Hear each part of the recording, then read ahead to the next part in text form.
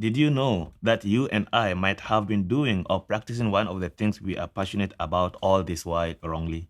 Some may be trivial, but some others may be crucial indeed.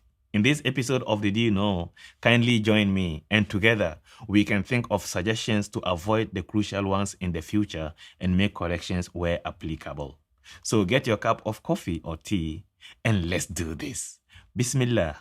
جمال الوجود بذكر الإله وتصفو الحياة بنور هدى وتطلب نفس له طاعة ويبلغ سعد إلى منتهى.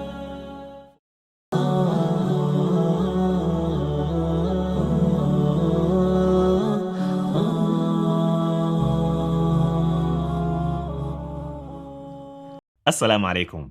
Welcome back to this episode of Did You Know, brought to you by gsalam.net and Al-Bushra by Gsalam. The way man feels and reacts when he is right or wrong is part of fitrah, human nature. This means it is embedded in us. The more one of us over-celebrates success, the more likely of a person he is to go to the other extreme, feeling down and depressed when he makes a mistake or when he gets something wrong. The solution to that is to equip oneself with knowledge. I mean, authentic knowledge with which he can measure and adjust his feelings and reactions towards success or failure. That way, when he does something right or say he attains a piece of success, he will celebrate with modesty and courtesy. Likewise, when he is wrong, he won't be ashamed to have gotten it wrong and won't mind changing and working on getting it correct and then learn to move on. But hey, is it possible that one can be doing the same thing his whole life and end up being wrong about it? Yes, the answer is yes. It is more than possible that one may spend his whole life doing the wrong thing. This possibility and its implication varies from one person to another, from one situation to another, from one circumstance to another, even though there is possibility for a U-turn. But before we discuss the U-turn, let's first take a look at this example.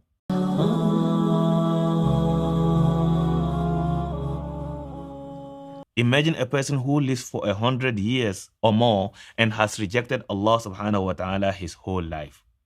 Unless he realizes and embraces Allah, even if it has to be in the injury time, say last minute, then he has made the wrong decision and has lived his whole life wrongly, even if he has built a nation.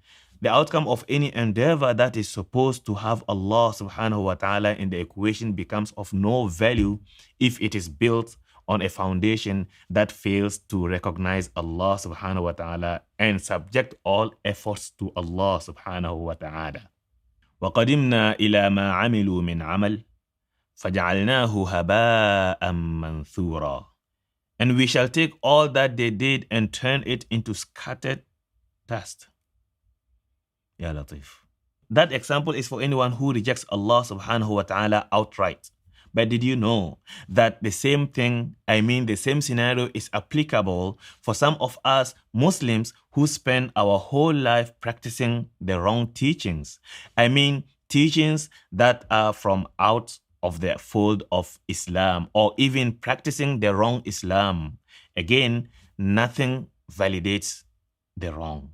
In other words, if a Muslim spends 100 years practicing Islam wrongly, he is wrong. Despite the fact that we honestly and sincerely pray that Allah subhanahu wa ta'ala forgives him.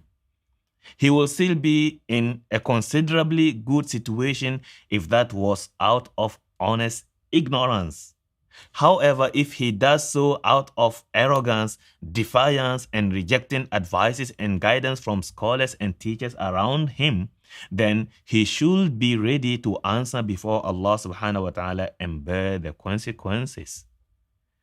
قُلْ هَلْ نُنَبِّئُكُمْ بِالْأَخْسَرِينَ أَعْمَالًا. Say, shall we tell you of those who will lose the most through their actions? الَّذِينَ ضَلَّ سَعْيُهُمْ فِي الْحَيَاةِ الدُّنْيَا وَهُمْ يَحْسَبُونَ أَنَّهُمْ يُحْسِنُونَ صُنْعًا. They are those whose efforts have been wasted in the life of this world while they thought they were doing good. أولئك الذين كفروا بآيات ربهم ولقائه فحبطت أعمالهم فلا نقيم لهم يوم القيامة وزنا. They are those who deny their Lord's signs and meeting with him, so their works are in vain, and we shall give them no weight on the day of resurrection. This is going to be scary, but it can be fixed now before it is too late. So let's talk about the possible U-turn.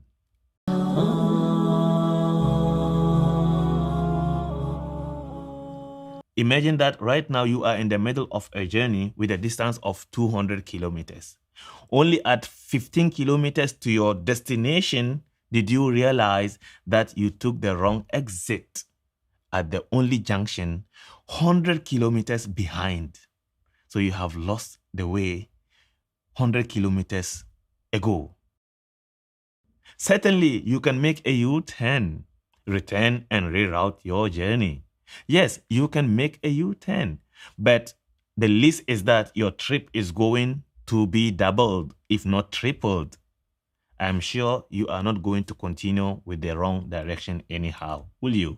This U-turn is the most difficult decision in the life of many of us, especially if one over-celebrates success, which means he also gets demoralized easier and faster. But the truth is, making a U-turn despite a longer journey and attaining a handsome reward at the end of the journey is certainly worthwhile and better than insisting on a shorter journey with zero rewards at the end of the journey.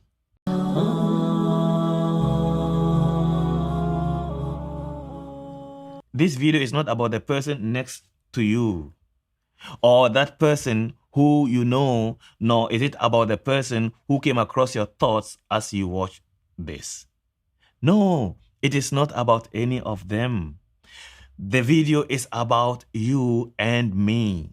After watching this, I'm supposed to reflect on my faith and my practices of it. What is it I'm doing right? If I conclude that it is right, then how did I reach to the conclusion that it is right? If it is wrong, then how did I get it wrong? And what can I do to correct it? This is what I'm supposed to do, and so should you. The nature of man is that he cannot be free from shortcomings and wrongdoings in his life on this earth. Simply put, he is divinely created to live and portray imperfections on earth. However, while there are some wrongdoings we can be passive about, close one eye on them, which includes career, relationships, business adventures, leadership, and what have you, all that on one hand. On the other hand, some wrongdoings are unforgivable. They must be fixed at all costs. And the most outstanding of all are the ones that are related to the correctness of our faith and creed. Aqidah, its practices and its teachings, we must get them correct at all costs. This is because we can only meet Allah subhanahu wa ta'ala with one faith, which is Islam. Inna ad-deena 'inda Allah al-Islam. The only true religion in the sight of Allah is Islam. And that Islam should be pure, clean, and transparent, free from obvious and hidden elements of shirk, associating partners with Allah subhanahu wa ta'ala in His divinity. Inna Allah la yaghfiru an yushraka bih, wa yaghfiru ma duna dhalik liman yasha, wa man yushrik billah faqad iftara ithman azima. Surely, Allah will not forgive anyone for associating something with Him, and He will forgive whoever He wishes for anything besides that. Whoever ascribes partners to Allah subhanahu wa ta'ala has committed a monstrous sin indeed. May Allah subhanahu wa ta'ala grant us the guidance and courage needed to refine our dunya for the best interest of our akhirah. Allahumma ameen. If you have watched to this point, then consider subscribing to the channel if you haven't already. Like and comment, as this will help the video to reach more audience. If you take the trouble to share it with your loved ones, that will be greatly appreciated, and only Allah subhanahu wa ta'ala will reward you. Until we meet again in the next Did You Know, I leave you in Allah's protection. Wassalamu alaikum wa rahmatullah.